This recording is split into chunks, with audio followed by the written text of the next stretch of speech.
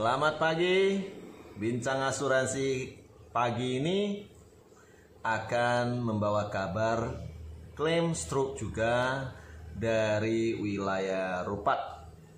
Ya, sebuah pulau yang terletak dekat dengan Malaysia dan dekat dengan kota Dumai. Saya sendiri pernah menjalani kehidupan selama 6 tahun di kota Dumai. Jadi pulau ini cukup dekat di hati saya. Ya. Jadi kali ini kita akan berbagi cerita dan ilmu mengenai klaim stroke lagi ya. Nah, jadi klaim stroke ini terjadi kepada nasabah dari timnya kami, tim pakar klaim asuransi ya.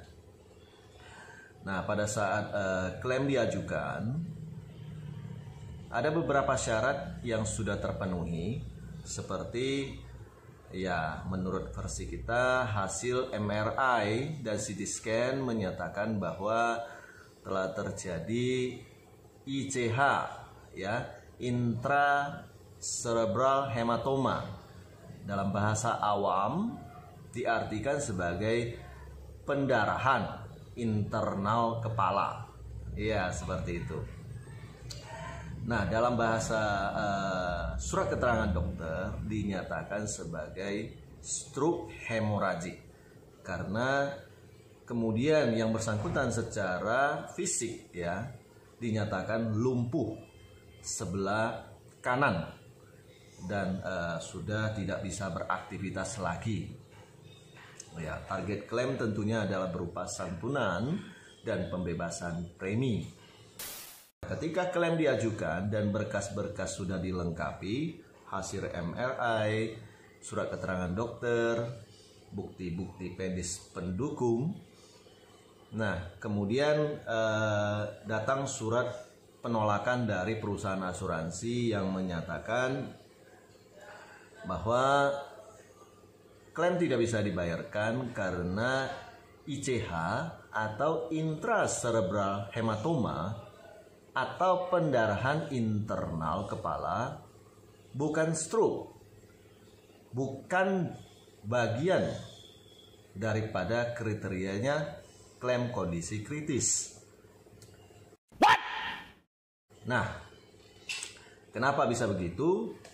Ya, setelah kita cek seluruh keterangan isi daripada bagian-bagian penyakit atau jenis-jenis penyakit yang menjadi kriteria kondisi kritis memang benar. Ya, tidak ada istilah ICH, tidak ada istilah intracerebral hematoma. Nah, lalu apa solusinya yang harus kita lakukan? Karena secara kasat mata berdasarkan penglihatan kita yang bersangkutan memang mengalami stroke yang diakibatkan oleh pendarahan di kepala atau istilah medisnya stroke hemoragik. Nah, apakah perusahaan asuransi salah dalam hal ini menafsirkan arti daripada ICH? Ya, setelah kita selidiki dengan lebih teliti, ternyata perusahaan asuransi tidak salah.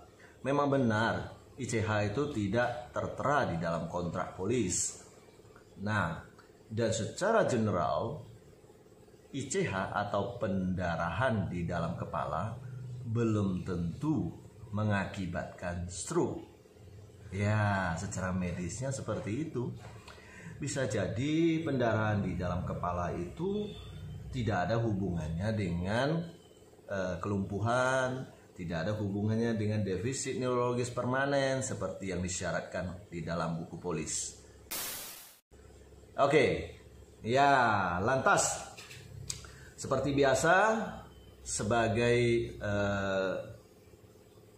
karena profesi kita adalah di bidang klaim, tentu kita berusaha lebih teliti, lebih mau mengerti perusahaan dan lebih mau mengerti kedokteran lebih mau mengerti nasabah juga. Ya, lalu solusi yang apa yang mesti kita lakukan? Ya sebenarnya sangat sederhana. Saya selalu bilang kepada semua orang bahwa bila klaim Anda ditolak pada tahapan pertama, itu bukan akhir daripada segala-galanya. Jadi ya sikapi saja dengan santai, tidak perlu kecewa, tidak perlu berkecil hati, ya, karena semuanya masih terbuka kok untuk didiskusikan. Nah, singkat cerita, saya kemudian membuat sebuah narasi diskusi tentunya ya dengan dokter spesialis radiologi yang menafsir hasil MRI tersebut dengan sebuah pertanyaan kepada dokter tersebut. Menurut dokter yang mengartikan hasil MRI tersebut, apa hubungannya antara intracerebral hematoma dengan stroke hemorragik yang ditulis oleh dokter spesialis saraf? Ya, sebenarnya ya sangat sederhana, hanya perlu pertanyaan seperti itu saja kepada dokter spesialis radiologinya untuk menyamakan persepsi. Apakah hasil penafsirannya di MRI yang dia buat itu mengarah ke stroke atau tidak? Nah, jawaban dari dokter spesialis radiologinya adalah bahwa intracerebral hematoma atau pendarahan pembuluh darah, pecah pembuluh darah di kepalanya, itulah yang menyebabkan terjadinya stroke yang sebagaimana diagnosa yang ditegakkan oleh diagnosanya yang ditegakkan oleh dokter spesialis saraf. Jadi ICH ini adalah kausalitasnya dari stroke hemorragik. Nah, begitu dokumen tersebut disampaikan kepada perusahaan, ya clear, approve, cair. Ya, jadi perbedaan pengertian, perbedaan pemahaman itu adalah hal yang biasa di dalam klaim asuransi.